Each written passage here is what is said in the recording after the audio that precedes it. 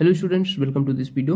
In this video, we will discuss very important question for class 10th MP board exam 2024. 22 Feb को आपका exam होने वाला है, तो इसके लिए हम 2 मार्कर वेरी इंपॉर्टेंट क्वेश्चन लेकर आ गए हैं। जैसे कि आप सब काफ़ी ज़्यादा कमेंट कर रहे थे कि इंग्लिश मीडियम के लिए भी प्रोवाइड कराए जाएँ, तो देखिए हिंदी मीडियम के मैंने ऑलरेडी लाइव सेशन रखा था, तो उसमें मैंने बताए थे, लेकिन इंग्लिश मीडियम के लिए मैंने वीडियो नहीं डाला था। तो 2 नंबर के जो क्वेश्चन हैं, 2 मार्क्स के जो क्वेश्चन आपके पूछे जाते हैं एग्जाम्स में, तो उसके लिए 2 मार्कर क्वेश्चन जो पूछे जाएंगे वेरी इंपॉर्टेंट, इस वीडियो में विद आंसर हम देखने वाले हैं। तो चलिए शुरू करते हैं, सभी क्वेश्चन एक करके देखते जाएंगे। मैं आपको क्वेश्चन समझाते भी जाऊंगा। देखिए, what is the redox reaction? Redox reaction होती है, देखिए, when a substance is oxidised and another substance is reduced in a reaction. कोई भी रिएक्शन हो रही है, उसमें एक सब्सटेंस ऑक्सीडाइज हो रहा है एंड अनदर सब्सटेंस वो रिड्यूस हो रहा है, तो इस रिएक्शन को कहते हैं ऑक्सीडेशन रिडक्शन, और कंबाइंडली इनको रेडॉक्स रिएक्शंस कहा जाता है। ठीक है, तो ये होती हैं रेडॉक्स रिएक्शंस। ठीक है, तो आप लोग इसको याद रखें। उसके बाद देखिए क्वेश्चन नंबर 2 क्या है, why do we paint object made of iron? यानी जो ऑब्जेक्ट आयरन के बने होते हैं उनको हम पेंट क्यों करते हैं? क्योंकि आप सबको पता है कि यदि हम आयरन वाले जो ऑब्जेक्ट्स हैं, कोई भी, जैसे कि देख सकते हैं कि कई चीज़ें बनती हैं लोहे से, यदि उस पर हम पेंट नहीं करते हैं तो उसमें कोरोजन का खतरा रहता है। ठीक है, यानी उस पर जंग लग जाती है। ठीक है, रस्ट। तो देखिए, object made of iron are painted to protect them from corrosion. ठीक है, संक्षारण जो होता है हिंदी में बोलते हैं इसको, तो कोरोजन से बचाने के लिए paint create a barrier between the object surface and air और moisture.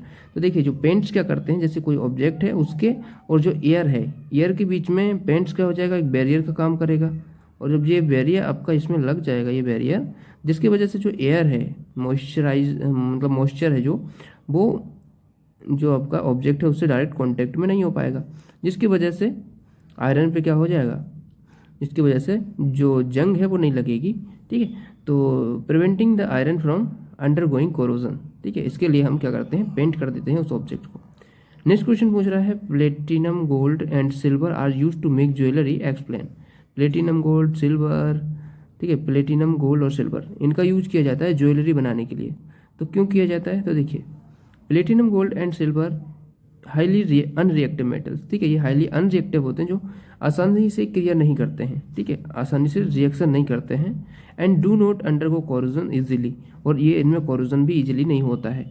They also possess a brilliant shine and malleable and ductile. देखिए, ब्रिलियंट साइन होता है, इनकी चमक होती है बहुत ही अच्छी, और मेलिएबल होते हैं, डक्टाइल भी होते हैं, यानी मतलब इनको काफ़ी, इनको तारों में बदला जा सकता है। लंबे अपन जो सोना है उसके कई बहुत ही माइन्यूट से, ठीक है, यहाँ पर आप उसके वायर बना सकते हैं। ठीक है, तो इसलिए ये जो है डक्टाइल और मेलिएबल भी होते हैं, making them ideal for crafting jewellery. ठीक है, जो इन्हें आइडियल बनाते हैं ज्वेलरी बनाने के लिए। तो ये क्वेश्चन 3 हो जाएगा। नेक्स्ट क्वेश्चन क्या कह रहा है, what is the balanced chemical equation? देखिए, इसमें होता है कि जो लेफ्ट हैंड साइड में और राइट हैंड साइड जो रहता है इक्वेशन का, उसमें नंबर ऑफ एटम्स जो होते हैं वो सिमिलर रहते हैं। यानी कि देखिए, मैं आपको एक एग्जांपल से बता सकता हूँ यहाँ पर। देखिए, क्वेश्चन पहले हम पढ़ लेते हैं, what is a balanced chemical equation. इसमें लिखेंगे, a balanced chemical equation is one in which the number of atom of a different element on the left hand side, यानी LHS में, and right hand side is equal. ठीक है, तो जैसे कि अपन बनाते हैं, हाइड्रोजन से बनाएंगे H+O2। ठीक है, तो देखिए यहाँ पर हम हाइड्रोजन के 2 परमाणु लेंगे, ऑक्सीजन के 2 परमाणु लेंगे, फिर जो हमारा बनेगा 2H2O बन जाएगा। ठीक है, तो यहाँ पर देखिए हम H2 के 2 परमाणु यानी 2 एटम ही लेंगे। ठीक है, और ऑक्सीजन के भी 2 एटम ही हमने इसमें लिए।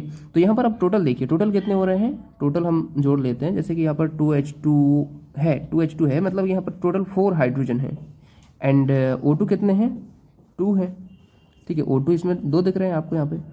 तो यहाँ पर देखिए, ये LHS हो गया अपना टोटल, ये LHS हो गया, और ये अपना RHS है right hand side. Right hand side में देख सकते हैं कि 2 2 4, यानी 4 आपके H आ रहे हैं ना यहाँ पे भी, और 2 O आ रहे हैं।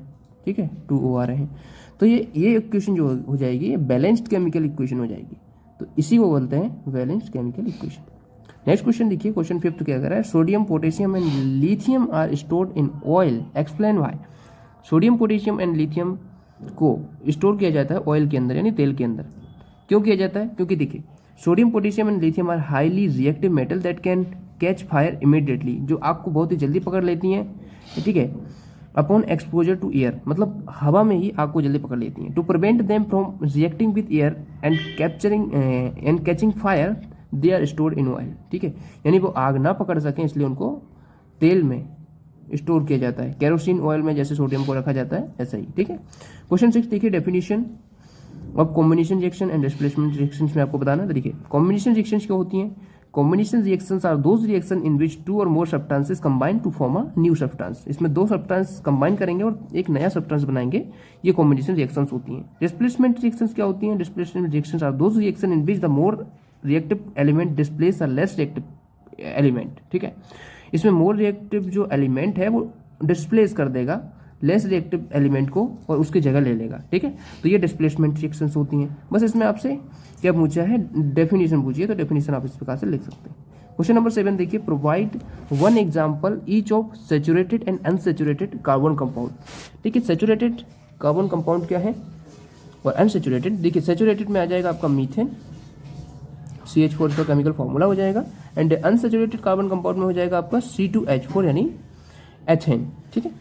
नेक्स्ट क्वेश्चन देखिए, what are the function of testis in human body, ठीक है, टेस्टिस के फंक्शन आपको बताना है। देखिए the function of testis in human body include production of testosterone hormone, testosterone hormone का प्रोडक्शन करते हैं, production of male reproductive cells is that spermatozoa in a human testis, spermatozoa को भी फॉर्मेशन होता है, ठीक है, टेस्टिस में। नेक्स्ट क्वेश्चन क्या कर रहा है? क्वेश्चन नंबर 9 देखिए, list two differences between lymph and blood, lymph और ब्लड में आपको यहाँ पर डिफरेंस करना है। देखिए लिम्फ एक तरफ डाल लेंगे, एक तरफ ब्लड डाल लेंगे। देखिए lymph is a colourless fluid, ठीक है, लिम्फ में कोई कलर नहीं होता तो कलरलेस होता है, and blood is a deep red coloured fluid, यानी कि बहुत ही गहरा लाल रंग होता है ब्लड का। Lymph leg red blood cells, मतलब कि इनमें लिम्फ में रेड ब्लड सेल्स नहीं होती हैं, आरबीसी नहीं पाई जाती हैं, और ब्लड होता है इनमें आरबीसी यानी रेड ब्लड सेल्स पाई जाती हैं।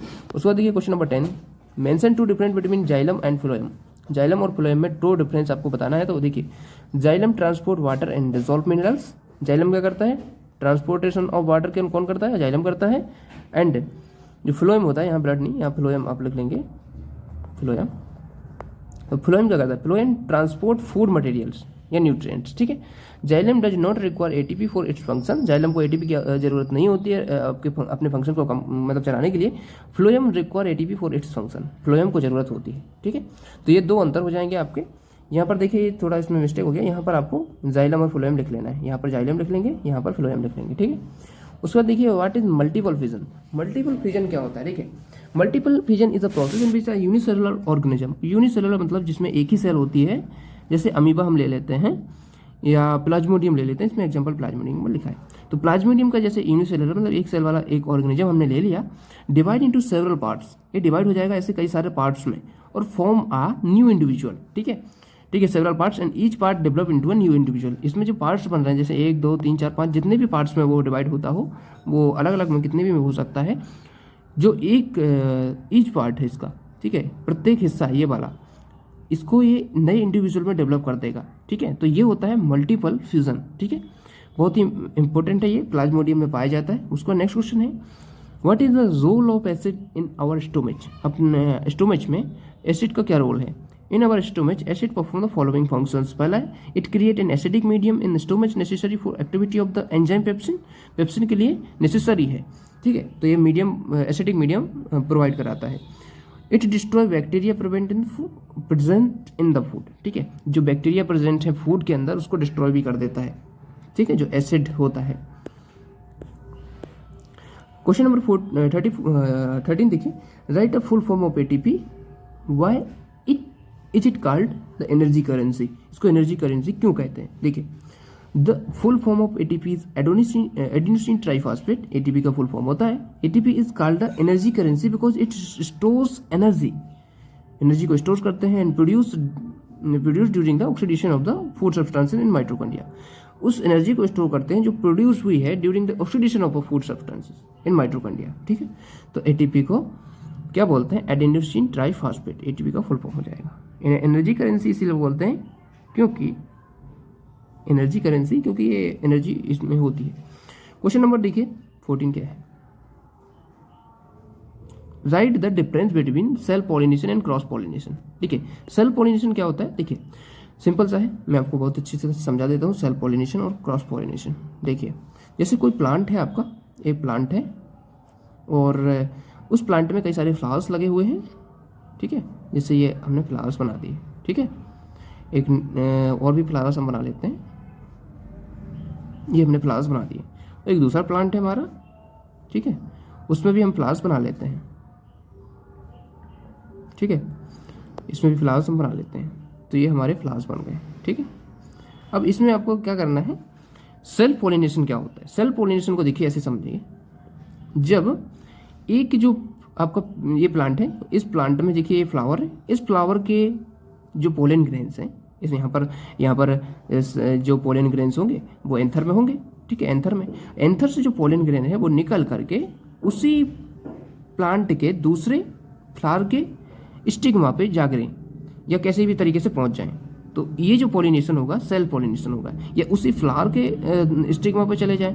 ठीक है, एंथर से उसी फ्लावर के एंथर से उसी फ्लावर के स्टिग्मा पे पहुंच जाए, तो ये सेल्फ पॉलिनेशन हो जाएगा।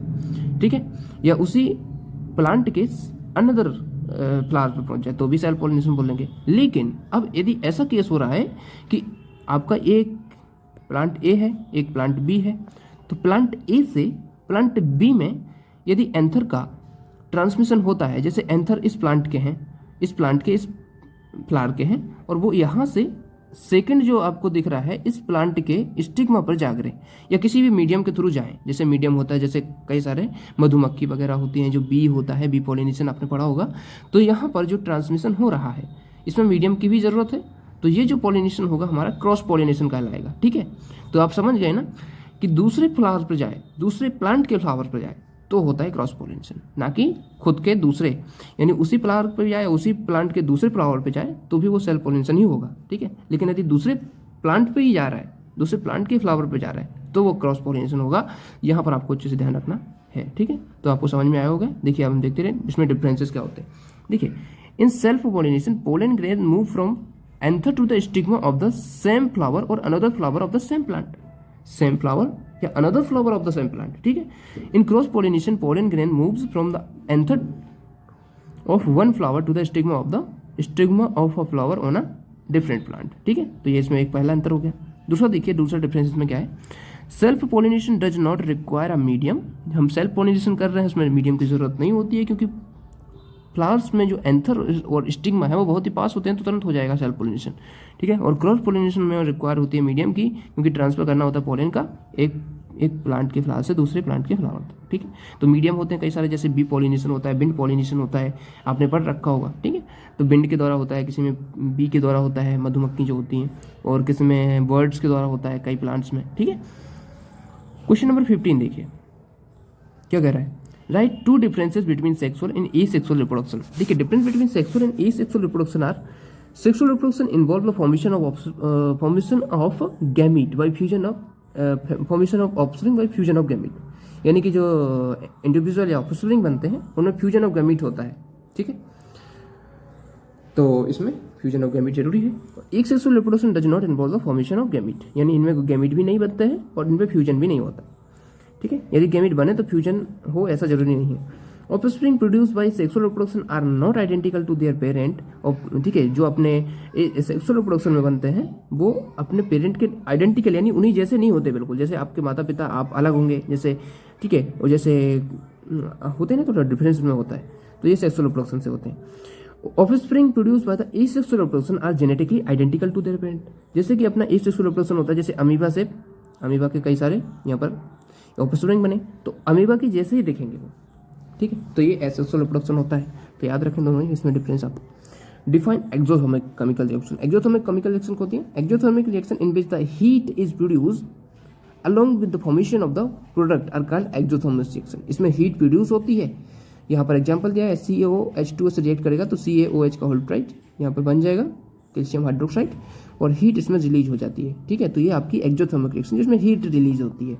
नेक्स्ट क्वेश्चन देखिए, what is corrosion, explain with example. Corrosion is a process in which the metal expose to air and moisture form a layer of oxide on its surface. अपने surface पे एक air of oxide बना लेती है जो कि उस metal के सरफेस को डिस्ट्रॉय करती है, और ये जो होता है हमारा कोरोजन कहलाता है। ठीक है, example include rusting of iron and the formation of black layer on copper. ठीक है, कॉपर में ब्लैक लेयर बन जाती है और रस्टिंग जो जंग होती है वो आयरन पे चढ़ जाती है।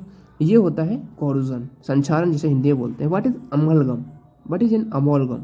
देखिए, an amalgam is a mixture formed when the metal usually mercury is mixed with another metal. जो मरकरी होती है, पारा हिंदी में बोलते हैं इसको, किसी भी अनदर मेटल से क्या करती है, मतलब उसके साथ कोई भी बनाएगी, कोई मिक्सचर बनाएगी, उसे बोलते हैं हम amalgam. Dental amalgam which include mercury and other metal in is a common example. ठीक है, कुछ एग्जाम्पल जैसे डेंटल अमलगम है विच इंक्लूड मरकरी, इसमें मरकरी होता है और other metal, it is common example, ये कॉमन एग्जाम्पल है।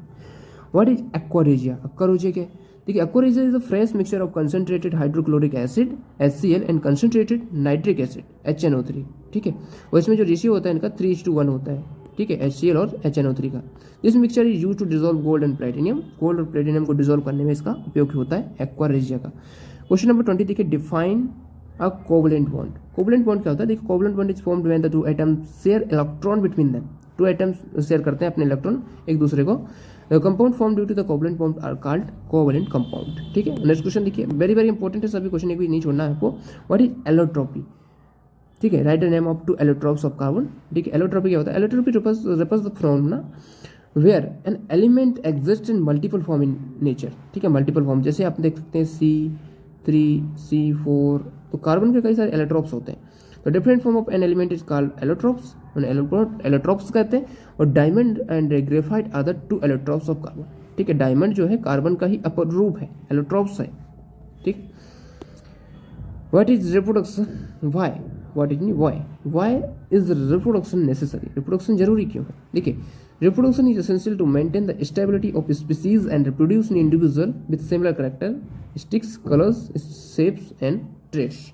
ठीक है, तो इसलिए हमें जरूरी है स्टेबिलिटी ऑफ स्पीसीज बनाने के लिए। ठीक है, रिप्रोडक्शन नहीं होगा तो नई स्पीसीज नहीं बनेगी और किसी भी स्पीसीज के इंडिविजुअल फिर खत्म होते जाएंगे यदि नए इंडिविजुअल नहीं बनेंगे तो।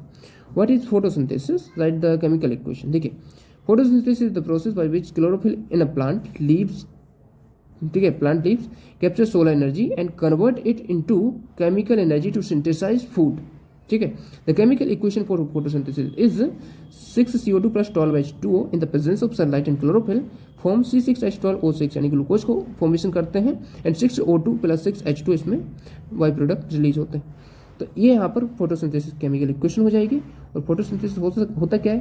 प्लांट्स के द्वारा अपना फूड का फॉर्मेशन करना, ये फोटोसिंथेसिस है। ठीक है, शॉर्ट में बोला जाए तो। Define autotrophic nutrition, give an example. Autotrophic nutrition क्या होता है? देखिए, जब प्लांट खुद ही अपना भोजन बनाते हैं, खुद ही अपना खाना बनाते हैं, तो वो होता है ऑटोट्रोपिक न्यूट्रिशन। देखिए, autotrophic nutrition is the process in which living organism produce their own organic food from simple inorganic substances. ठीक है, सिंपल इनऑर्गेनिक सब्सटेंसेस हैं, उससे अपना ऑर्गेनिक फूड बनाएंगे जो उसके लिए जरूरी है। Plant exhibit autotrophic nutrition. ठीक है, प्लांट्स में पाया जाता है, जो प्लांट से अपना खुद खाना बनाते हैं। ऑल ग्रीन प्लांट जो है वो अपना खाना खुद बनाते हैं। Define regeneration. रीजेनरेशन क्या होता है? Regeneration is the process in which the part of organ of an organism is restored, repaired and redeveloped after damage, injury और लॉसेस। ठीक है, example include hydra and Planaria. इनमें रीजेनरेशन बहुत ही ज़्यादा capacity पाई जाती है। देखिए, रीजेनरेशन होता क्या है? कोई भी इंडिविजुअल है या कोई भी ऑर्गेनिज्म है, कोई भी जीव है, जैसे हाइड्रा समझ लीजिए, हाइड्रा का कोई इतना पार्ट मतलब डिस्ट्रॉय होगा किसी भी कारण से, तो वो क्या करेगा? इस पार्ट को बहुत ही तेजी से रीडेवलप कर लेगा उसको। ठीक है, जो डैमेज हुआ है या फिर जो किसी भी तरीके से उसका लॉस हुआ है, तो उसको फिर से रीजनरेट कर लेगा उस पार्ट को। जो पार्ट मैं आपको दिखा रहा हूँ, ये पार्ट जैसे मान लो ये हिस्सा इसका डिस्ट्रॉय हो गया, तो ये बहुत ही जल्दी इसको रीजनरेट कर लेगा। ठीक है, तो रीजनरेशन की जो कैपेसिटी है वो सबसे ज़्यादा पाई जाती है प्लेनेरिया में। ठीक है, तो प्लेनेरिया आप याद रखें, इन दोनों में ही पाई जाती है, लेकिन ज़्यादा प्लेनेरिया में होती है। उसके बाद देखिए, what is heredity? Question number 26। Heredity refers the transmission of the various characteristics, traits or feature from one generation to the next in living organism. देखिए, हेरिडिटी क्या होती है? एक जनरेशन से नेक्स्ट जनरेशन में जो कैरेक्टरिस्टिक्स है उनका फॉर्म मतलब ट्रांसफर।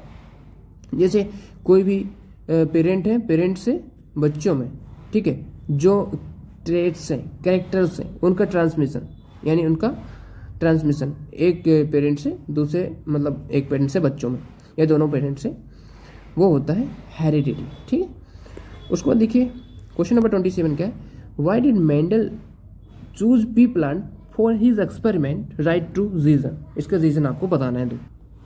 तो देखिएगा यहाँ पर मेंडल ने चूज किया था पी प्लांट को for his experiment due to the following reasons. Reasons क्या है, pea plant have a short life cycle, मतलब उनकी लाइफ साइकिल बहुत ही शॉर्ट होती है, बीइंग एनुअल, मतलब जो कि एनुअली उनको हम उगा सकते हैं और पूरा उनका लाइफ साइकिल कंप्लीट हो जाता है। तो एक तो ये कारण था। दूसरा कारण ये था, they have bisexual flowers and easily cross pollinated allowing control breeding, यानी कंट्रोल ब्रीडिंग इसमें अलाउ हो सकती है, जैसे कि हम जब चाहें तो इनमें क्रॉस पॉलिनेशन करा सकें, सेल्फ पॉलिनेशन जैसा चाहें वो करा सकते थे। तो इसलिए उसने इसको मतलब चूज किया था। क्वेश्चन देखिए 28 है, what is spherical mirror. Spherical mirror क्या होते हैं, देखिए spherical mirror is one whose reflecting surface is curved like a part of surface of a sphere। ठीक है, example include concave mirror and convex mirror. ठीक है, उसके बाद देखिए write two uses of concave mirror. Concave mirror के यहाँ पर टू यूजेस, देखिए two uses of concave mirror are use to making shaving mirrors. जो सेविंग मिरर्स होते हैं, दाढ़ी बनाने वाले जो मिरर्स हैं उनका उनमें उपयोग किया जाता है। They are use as a reflector in search lights. Search light में रिफ्लेक्टर की तरह यूज किए जाते हैं, जैसे दांत वगैरह को चेक करते हैं अपन जब, तो रिफ्लेक्टर की तरह यूज किए जाते हैं। उसके बाद देखिए question number 30, write to property of magnetic field lines. Magnetic field lines की प्रॉपर्टी देखिए, they emerge from north pole and converge at the south pole outside the magnet. ठीक है, they do not intersect each other, यानी जो magnetic field है उनकी ये property होती है कि एक दूसरे को इंटरसेक्ट कभी नहीं करती है। ठीक है, मैग्नेटिक फील्ड लाइन्स ऐसे जाती हैं, ठीक है, एक दूसरे को इंटरसेक्ट नहीं करती हैं, जैसे नॉर्थ पोल से साउथ पोल। ठीक है, तो ऐसे जाएंगी वो, ठीक है, ऐसे इंटरसेक्ट कभी नहीं करती हैं। तो ये दो प्रॉपर्टी हो जाएंगे। उसके बाद 31 देखिए, write to property of magnetic field lines. Magnetic field line की देखिए, strength of a magnetic field increase when the electric current in the conductor increases. Conductor में इलेक्ट्रिक करंट इंक्रीज किया जाता है तो इलेक्ट्रिक फील्ड भी बढ़ जाती है। एक तो ये प्रॉपर्टी है मैग्नेटिक फील्ड लाइन्स की। उसके बाद सेकंड है, the direction of the magnetic field line is perpendicular to the direction of the electric current. ठीक है, जो मैग्नेटिक फील्ड लाइन्स हैं उनकी डायरेक्शन होती है perpendicular to the direction of the electric current. ठीक है, उसके बाद देखिए क्वेश्चन नंबर 32 देखिए, define exothermic reaction with example. अभी मैं बता चुका हूँ एक्सोथर्मिक रिएक्शन।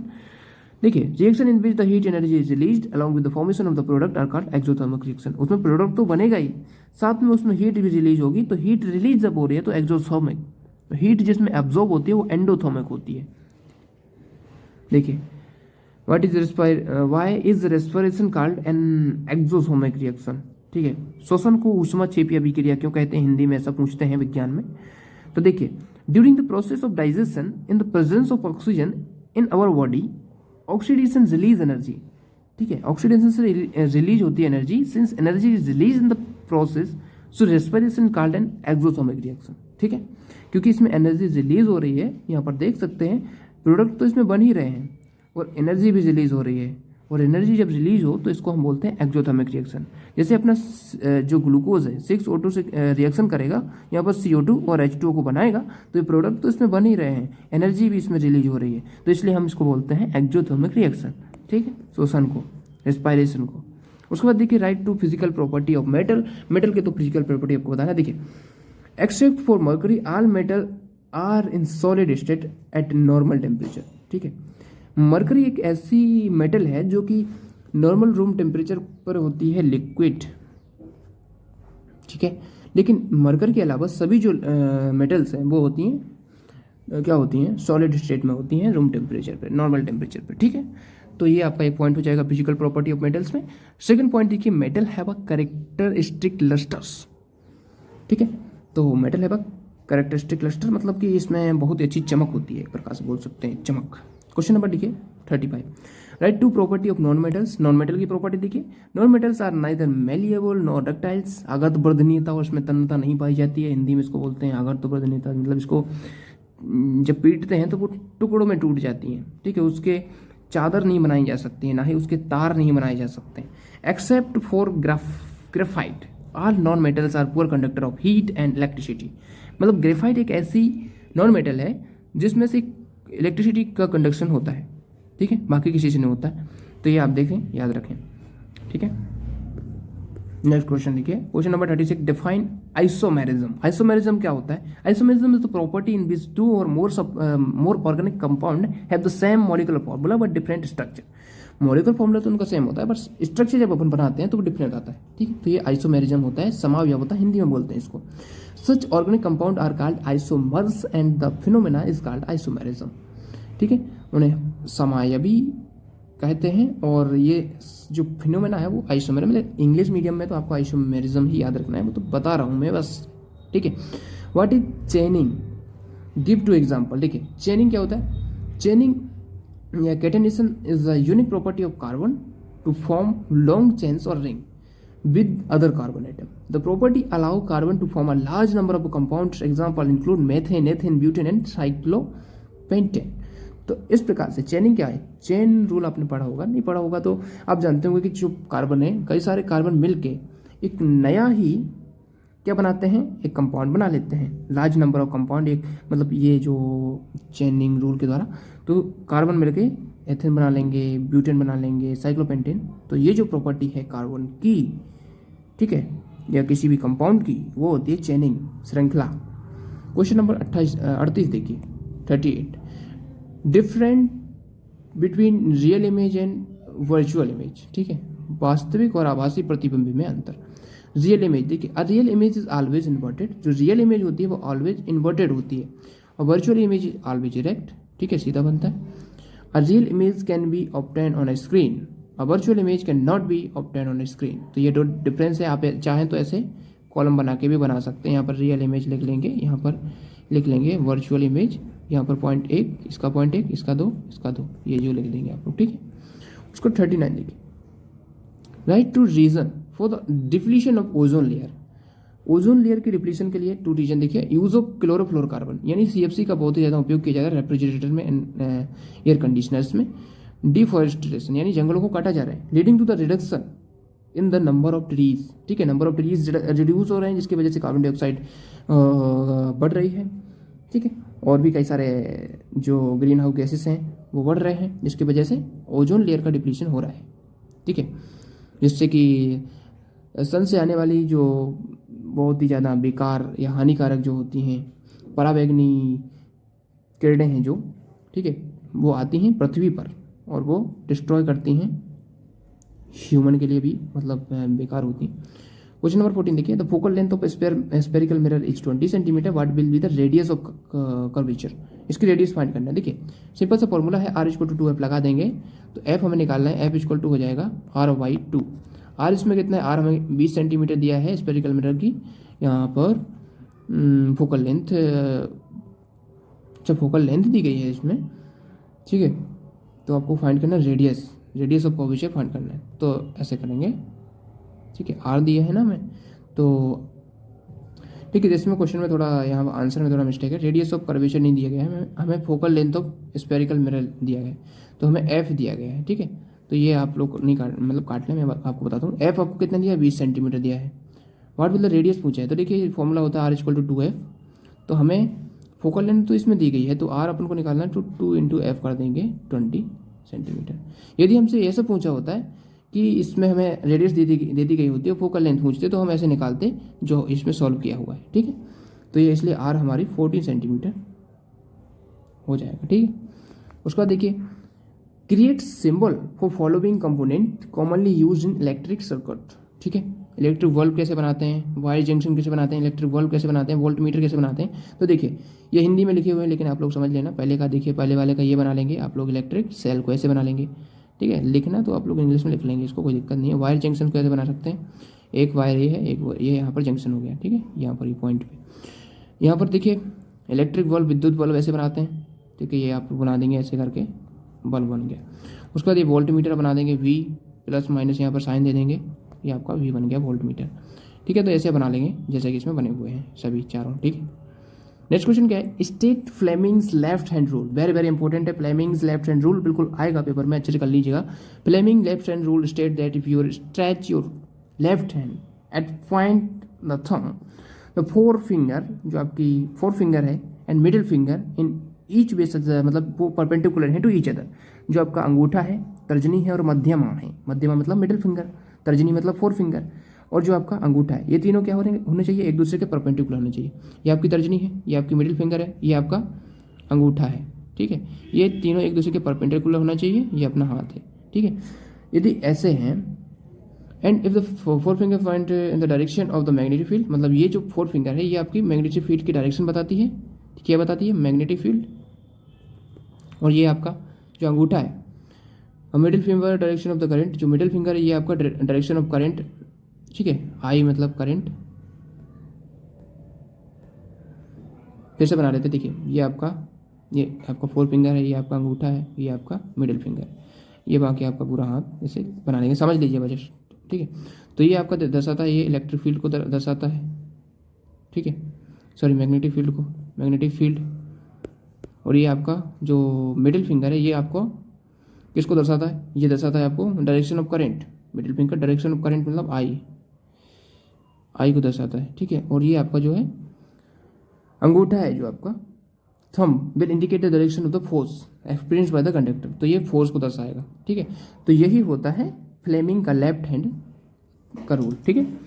तो इसको आप लोग समझ सकते हैं। उसके बाद देखिए 43 क्वेश्चन है, write the name of two safety measure commonly used in electrical circuit and appliance. तो इलेक्ट्रिक फ्यूज और अर्थिंग वायर ये यूज किए जाते हैं। Question number 44, mention two difference between direct current and DC current. Direct मतलब DC current and AC current. DC मतलब direct current होता है और एसी मतलब होता है अल्टरनेटिंग करंट, प्रत्यावर्ती धारा इसको बोला जाता है, उसको दिष्ट धारा बोला जाता है हिंदी में। देखिए डिफरेंस इसमें देख सकते हैं, direct current has a constant magnitude and direction whereas the alternating current change its magnitude and direction continuously with time। मतलब एसी की जो डायरेक्शन है एंड मैग्नीट्यूड है वो चेंज होता रहता है। आपने देखा जो मीटर लगे होते हैं वो एसी ही उसमें चल रही होती है, तो इसलिए वो आप देख सकते हो कि कभी वो नंबर ऊपर जाते हैं नीचे जाते हैं तो चेंज होता रहता है। The risk associated with the same voltage in direct current is lower compare to the alternating current, ठीक है। मतलब ये जो इसका वोल्टेज होता है एसी का बहुत हाई होता है कंपेयर टू डीसी, ठीक है। तो ये दो इसमें बहुत अच्छे से अंतर आप कर लेंगे differences. What is Ohm law, Ohm law क्या होता है। देखिए वीडियो काफ़ी लंबा हो गया लेकिन मैंने बहुत अच्छे से आपको समझा दिया सभी क्वेश्चन, बस 4-5 क्वेश्चन और रह गए हैं, बस होने वाला है वीडियो, ठीक है। तो पूरा देख लीजिए, बस कंप्लीट कर लीजिए। पीडीएफ यदि आपको इसे प्राप्त करना है ये वाला पीडीएफ, तो इसके लिए आप हमारे चैनल की मेंबरशिप को ज्वाइन कर लीजिए। जो मेंबर्स हैं चैनल के उनके लिए पीडीएफ तुरंत प्राप्त हो जाता है वीडियो अपलोड होने के बाद, ठीक है। तो आप लोग मेंबरशिप को जरूर ज्वाइन करें। देखिए Ohm law state that at constant temperature the current passing through the conductor between 2 point is directly proportional to the voltage across the 2 point mathematically, ठीक है। मैथमेटिकली इसको दर्शा सकते हैं v is directly proportional to i, जो यहाँ पर देख सकते हैं v क्या है, डायरेक्टली प्रोपोर्शनल है i के। तो हम इसको ऐसा भी देख सकते हैं v equal to I R, यहाँ पर r हमारा क्या हो जाएगा, रेजिस्टेंट हो जाएगा, और i हमारा इलेक्ट्रिसिटी, और v आपका यहाँ पर वोल्टेज हो जाएगा, ठीक है। v is a voltage, I current हो जाएगा, r रेजिस्टेंट हो जाएगा। तो ये आपका ओम लॉ होता है। ओम लॉ को अच्छे से कर लेना, वेरी वेरी इंपॉर्टेंट है। What factor does the resistant of a conductor depend on. Resistant जो होता है, प्रतिरोध हिंदी में बोलते हैं, किस पे डिपेंड करता है। देखिए लेंथ ऑफ वायर पे डिपेंड करता है, cross sectional area of a wire. ठीक, resistant is commonly proportional to the length of wire, resistance is inversely proportional to the cross section area of a wire. जो cross section area होता है, कोई wire है उसका जो cross section area है उसके क्या होता है, ये इनवर्सली प्रोपोर्शनल होता है और लेंथ के डायरेक्टली प्रोपोर्शनल होता है। जैसे जैसे लेंथ बढ़ाओगे जो प्रतिरोध है, जो रेजिस्टेंस है वो बढ़ता जाएगा, लेकिन जो एरिया है, जो इसका क्रॉस सेक्शनल एरिया है, जो ऐसा वाला जो, इसको यदि तुम क्या करोगे, इसको बढ़ाओगे तो जो रेजिस्टेंस है वो कम होगा, वो घटाओगे तो बढ़ेगा, ठीक है, क्योंकि इसके इनवर्सली प्रोपोर्शनल है। 47 क्वेश्चन है, draw lines of force around the war magnet. ठीक है, ये वार मैग्नेट दिया है, इसमें फोर्स, लाइंस ऑफ फोर्स आपको ड्रॉ करनी है। तो देख सकते हैं नॉर्थ पोल से साउथ पोल की ओर ये यहाँ पर ड्रॉ कर सकते हैं, ऐसे आपको बनाना है, ठीक है। तो ये आप इस प्रकार से डायग्राम इसको बना सकते हैं। क्वेश्चन नंबर 48 देखिए, draw schematic diagram of a typical house hold electric circuit. ठीक है, हाउस होल्ड इलेक्ट्रिक सर्किट का, डोमेस्टिक इलेक्ट्रिक सर्किट है, इसका यहाँ पर देखिए डायग्राम बना हुआ है, आप इसको बना सकते हैं, ठीक है। जैसे कि यहाँ पर देखिए अर्थ वायर है, ठीक है, ये आपको ब्लड दिख रहा होगा, तो आप लोग इंटरनेट से सर्च करके भी आपको मिल जाएगा, तो आप कर लेंगे, एनसीईआरटी में भी होगा तो उससे बना लेना, ठीक है। तो इसको भी देख लेना आप बनाना कैसे बनाते हैं। उसके बाद देखिए 49वां क्वेश्चन है, why do we prefer convex mirror as the rear view mirror in the vehicle. Convex mirror always produce a smaller what erect image, मतलब सीधी बनाते हैं और स्मॉल बनाते हैं। Due to their curved surface they cover a large area. जो वाहनों के पीछे इधर देखने के लिए जो मिरर हैं वो कॉन्वेक्स मिरर इसलिए लिए जाते हैं क्योंकि वो लार्ज एरिया को कवर करते हैं पीछे की, ताकि हमें दिखता है कि कौन सा वाहन आ रहा है, ठीक है। Making them suitable for use of rear view mirror in the vehicle, the similar image helps the driver to have a wider field of view, ठीक है। तो ये हेल्प करता है। लास्ट क्वेश्चन देखिए हमारा 50 क्वेश्चन, लास्ट क्वेश्चन है, फिर वीडियो एंड हो जाएगा। Two main causes of global warming, global warming के कॉजेज या कारण क्या है, देखिए। Use of refrigerator, fire extinguishers and aerosols containing green house gases like chlorofluorocarbon, deforestation leading to the reduction in the number of trees that absorb carbon dioxide. तो ये होता है ग्लोबल वार्मिंग के कुछ मेन कारण, ठीक है। तो इस प्रकार से ये कंप्लीट हुए। आप लोगों को वीडियो पसंद आया हो तो लाइक करें इस वीडियो को, ठीक है, और चैनल पे नए हैं तो सब्सक्राइब करें। मिलते हैं नेक्स्ट वीडियो में। 2 मार्क्स के क्वेश्चन ये कंप्लीट कीजिएगा। 3 मार्कर और 4 मार्कर का वीडियो इंग्लिश मीडियम के लिए भी जल्द आने वाला है। इंग्लिश मीडियम के लिए जो फिल इन द ब्लैंक्स हैं और एमसीक्यू टाइप क्वेश्चन है वो मैंने ऑलरेडी प्रोवाइड करा दिए हैं, तो चैनल पे जाइएगा, इंग्लिश मीडियम के प्लेलिस्ट पे आपको मिल जाएंगे। डिस्क्रिप्शन में लिंक भी है तो वहाँ से भी आप देख सकते हैं। चलिए मिलते हैं नेक्स्ट वीडियो में। Thanks for watching.